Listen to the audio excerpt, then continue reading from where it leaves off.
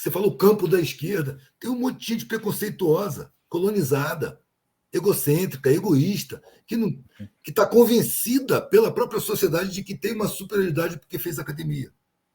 E só aceita o papel de liderança, nunca de servidor. Se você não tem humildade, você não é revolucionário. Para começo de conversa. Eu acho que a humildade é uma característica revolucionária. Meu medo, velho, era de ter uma vida medíocre, uma vida sem significado. E chegar lá no fim da vida arrependido, achando que eu tinha que ter me arriscado. Esse foi o meu maior medo, cara. Foi maior do que a miséria. Não vou dizer que eu não tinha medo da miséria, da fome, da doença, da pancadaria da polícia, de ser morto. Eu tinha medo de tudo isso. Mas eu tinha muito mais medo de viver uma vida sem sentido. Qual é, neste momento, o sentido da vida para ti? Velho, eu parei de pensar no sentido da vida, né? Mas eu percebo que a gente aprende a vida inteira, querendo ou não querendo, sabendo ou não sabendo. Mesmo recusando o aprendizado, ele se impõe através das experiências, através da dor, do sofrimento. Quanto maior a sua recusa em aprender, maior vai ser a dor, porque você tem que aprender. Então, a função da vida primeira, para mim, é aprender. Só que a primeira função da vida é aprender. E a segunda, velho, é participar de forma produtiva do coletivo. Entendeu? Participar do seu coletivo trazendo algum benefício para o coletivo. Harmonizar as suas relações, pelo menos com os mais próximos, porque com a sociedade institucional é impossível harmonizar. E eu não sei quando ou se vai terminar. Minha vida é um passo nessa caminhada. Eu sei disso. Então, eu não crio grandes expectativas. A minha expectativa é a seguinte: eu quero que o meu passo seja dado na direção que eu escolha e não a sociedade me imponha. Da maneira que eu sinta que devo fazer. De forma que, quando terminar o meu passo, eu vou sentir que eu dei um bom passo. Foi um bom passo. Eu quero comemorar minha vida quando eu morrer. Eu aprendi que comentar sobre pobreza e injustiça incomoda as pessoas que não são pobres. Me incomoda muito os que são pobres também. Se questionar por que isso existe, o Estado não tem obrigação de garantir alimentação para cada cidadão, não é uma obrigação constitucional.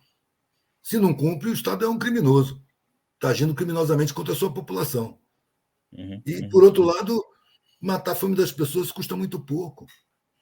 Diante do contexto das finanças mundiais, matar a fome de todo mundo no planeta custa muito pouco, em termos de grana. Então, a fome é mantida estrategicamente para se manter um domínio mental, um domínio espiritual, um domínio material, político, social, sobre tudo e todo mundo. E aí a gente vê punhados de podres de rico, de lugares diferentes, usando estratégias para dominar os seus lugares. E às vezes eles entram em atrito entre si. E aí vem as guerras. Que a mídia trata de fabricar de tal maneira que a gente não percebe que é só domínio, poder e dinheiro entre gente podre de rica.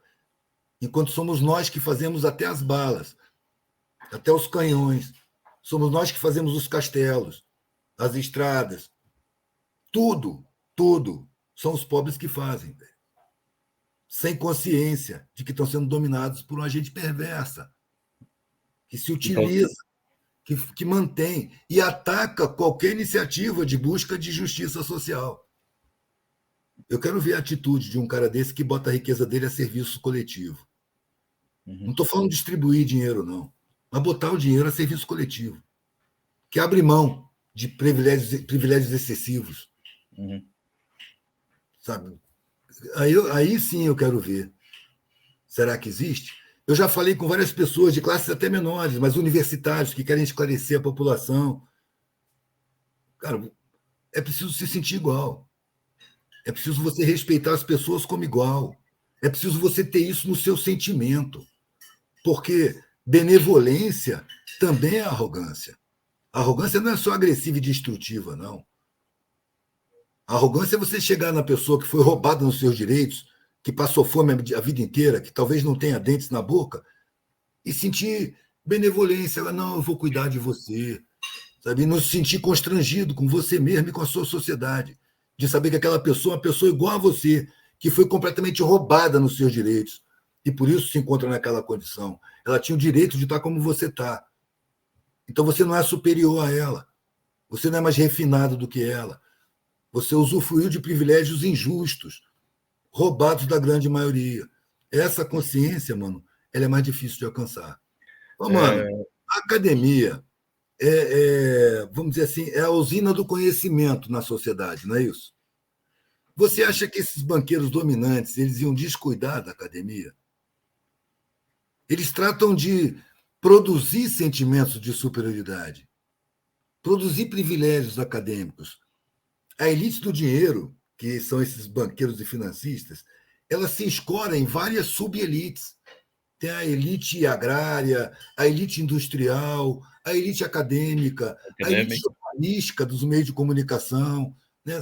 A elite jurídica, a a elite elite dos poetas também. são as subelites que sustentam a elite de cima. Sabe? É piramidal, como toda a sociedade. Sabe? Então, a elite acadêmica ela é uma fabricação estratégica para criar distância entre o conhecimento e a população. A linguagem acadêmica é como uma cerca de arame farpado para impedir o conhecimento de escapar para a massa da população, que precisa ser mantida na ignorância. Precisa ser mantida na desinformação. E a academia vai produzir aqueles que vão tomar conta, que vão comandar, que vão supervisionar, que vão direcionar, vão ser os chefes dos roubados nos seus direitos. Mas algumas pessoas com um pouco mais de luz estão falando esse governo precisa se apoiar na massa, precisa de apoio da massa, precisa se comunicar com a população. Tá, eu acho ótima essa percepção que as esquerdas dificilmente têm, porque eles querem recrutar, arrebanhar e comandar, tutelar a massa. Se faz o que eu digo porque eu sei, porque eu estudei. É um condicionamento, por isso que não funciona. Não funciona.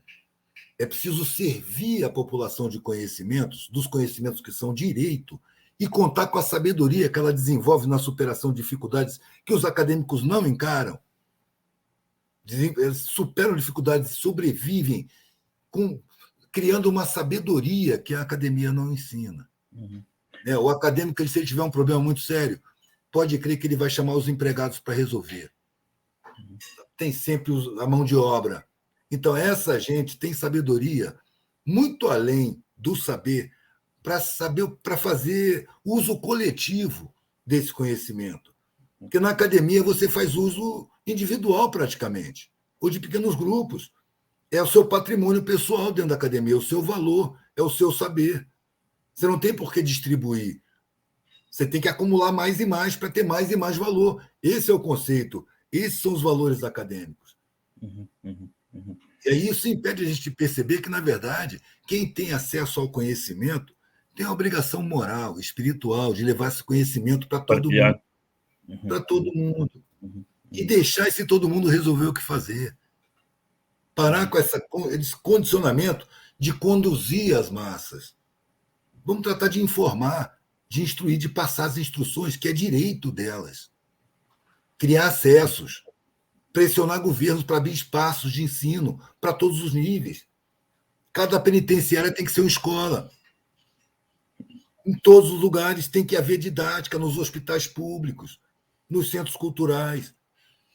Nem se fala nas escolas. As escolas é o princípio de tudo. 10 anos atrás, eu entrava nas favelas, nas que eu morei, inclusive, eu não encontrava ninguém reclamando de alienação, cara. Hoje eu entro em qualquer favela aqui e sempre tem um grupinho reclamando de alienação. Um grupinho fazendo cultura, um grupinho fazendo teatro, é na Maré, é no Alemão, tudo quanto é lugar, em tudo quanto é favela. Tem um grupinho cultural fazendo contatos. Antes não tinha. O processo está caminhando. Mas ele não é como a gente quer. Eu, por mim, o mundo amanheceria justo amanhã, sem um faminto, sem um desabrigado. Ele tem o seu próprio ritmo, não é? Mas eu não posso ser ingênuo.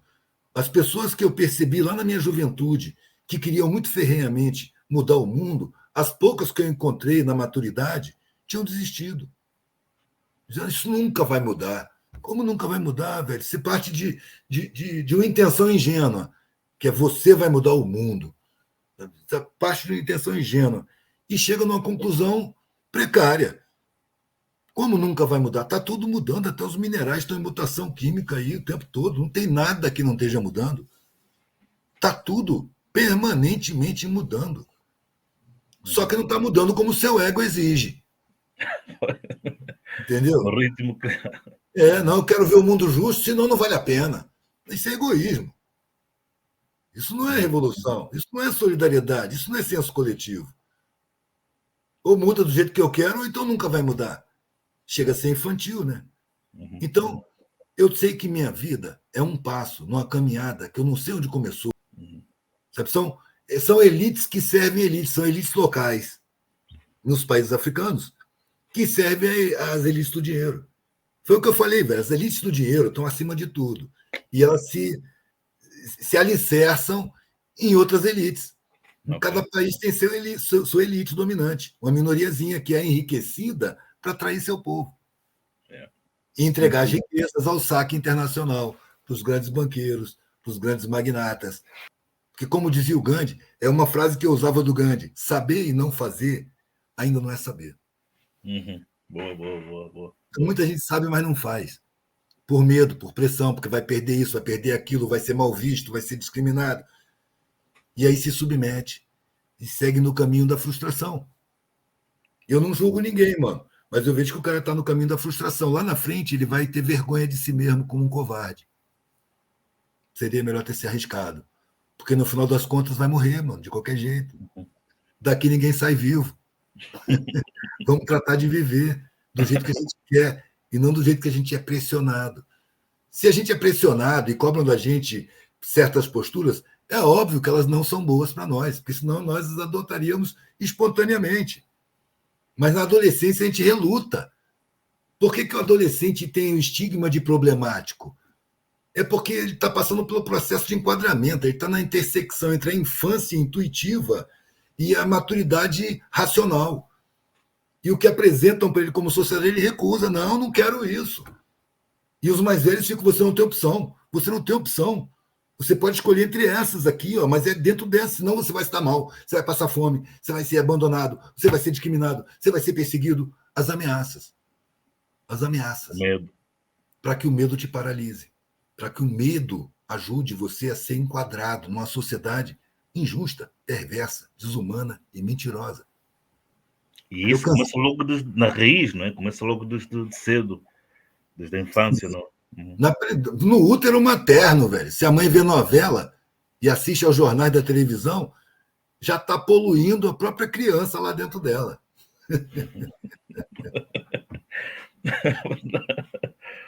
Faz sentido. Na mídia devia ter programas proibidos para grávidas, velho. Que é para não contagiarem. Não contagiar, não afetar o emocional, entendeu? Para a pessoa ser gestada saudavelmente, sem ânsia, sem angústia, sem medo. Para a pessoa se formar, é uma sementinha, velho. Vai crescendo até virar uma pessoa e sair.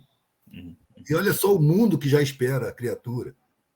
Seria preciso cuidar melhor da gravidez, mano. Isso. Bom, mas o medo também pode ser um ingrediente positivo, não é? Um ingrediente para a arte, por exemplo, para a criação, para a criatividade. Podemos usar o medo como algo que nos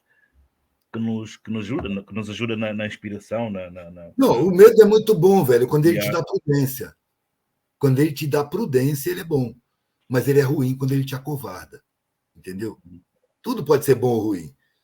O medo pode te chamar a atenção para um perigo que você não viu antes. Sim. Aqui na área que eu moro tem cobra, tem araraca, tem aranhas enormes, entendeu? Então, eu entrar no mato, eu entro com medo, velho, porque o medo me faz ficar mais atento. Prudente, mais vivo. Mais ligado. É uma questão de sobrevivência. Então, aí o medo é bom, é positivo, é necessário, inclusive. Agora, quando você olha para a sociedade, não gosta do que está vendo, mas você caminha na direção dela para fazer o que ela diz, tudo dentro de você dizendo que aquilo está ruim, mas tudo fora de você dizendo que é ali que você tem que ir.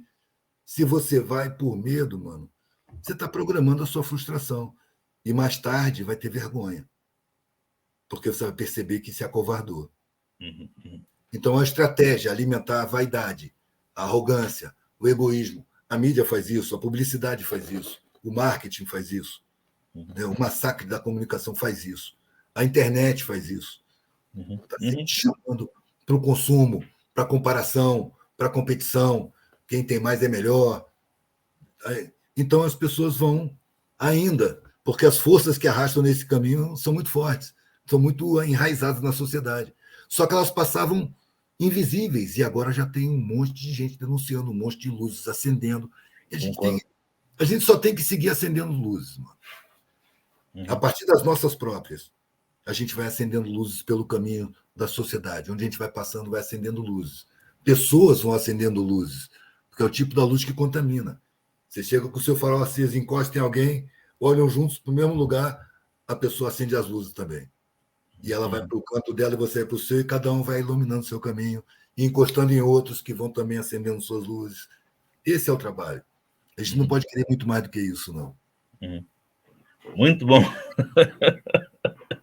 Eu evito focalizar muito nisso para não estimular a revolta Sim, contra. sim, sim, sim, sim. Ok, ok. Não é preciso se revoltar contra eles, basta parar de se comportar como eles nos Como condicionam. eles. Ok, ok, ok. Basta descartar os valores que a sociedade nos injeta desde Impinge. crianças. Ok. Sabe? A índole competitiva. Sabe? O Gandhi cantava essa pedra, velho, na década de 30. Não é preciso destruir o opressor, basta parar de colaborar com ele. Uhum. Aí você tem que explicar para a pessoa como é que você colabora. Você pega um revolucionário de esquerda. Se você conseguir fazer essa ideia entrar nele, é difícil, porque ele só aceita ideia de quem leu mais do que ele. Mas se você conseguir fazer ele entender, sabe, focalizar, a primeira coisa que você tem que fazer, meu parceiro, é a revolução dentro de você, deixar de ser colonizado, é perceber dentro de você os condicionamentos da sociedade, tirar dentro de você esse sentimento que a academia te induziu de superioridade sobre o povo. Você precisa lembrar, mano, que seu pé está calçado, com um sapato que foi pobre que costurou, a sua roupa foi costurada por pobre. Você come frequentemente, não é todas as refeições do dia. Pobre que plantou, pobre que colheu, pobre que carregou, pobre que botou na tua frente. Se não foi pobre que preparou. Então você É, precisa é, de respeito, cara. Para de sentir superioridade. Passa a sentir responsabilidade, porque você teve acesso a direitos de todos que foram negados para a maioria. Então, isso não te faz melhor do que ninguém. é isso que, Isso, é isso que entendeu? Então, eu conto sempre com as exceções. Assim como também, quando você está na favela, no meio do mundo de analfabeto, você encontra exceções, velho, que têm um senso crítico com relação ao mundo. sim, sim, sim, sim. Sabe? Claro, claro. São exceções ali também. E como exceções, são sempre preciosas, porque esses que leem muito e que têm uma humildade, conseguem manter, eu conheço várias exceções acadêmicas. Esses aí, eles têm uma função importantíssima no esclarecimento dos outros acadêmicos que só vão dar ouvidos a ele, Uhum. e não a mim. Entendeu? Então ele é como um militar de exceção, um militar mais sensível, que preza pela justiça, que não é violento, ao contrário. Esse cara é importante lá dentro das forças militares, porque Para ele é contagiar. ouvido. Lá eu não sou ouvido, mas ele é, então ele é importante. É uma exceção. Uhum, Ele uhum. acaba Concordo. sendo contaminante, acaba localizando outras exceções por sintonia. Outros militares As luzes, vamos. acabam fazendo grupos, velho. Eu lembro quando eu estava na escola militar, tinha o grupo dos caras que gostavam de jogar, tinha o grupo dos caras que gostavam de beber, tinha o grupo dos caras que gostavam de mulher, de sair para mulher, tinha o grupo dos caras que gostavam de briga, saíam para brigar, tinha o grupo dos religiosos, entendeu? Então, as pessoas se sintonizam por sua frequência. Então, as exceções costumam encontrar exceções. Sacou? E aí se formam pequenos grupos. E aí sim são embriões da revolução humana, desde que se harmonizem como grupos.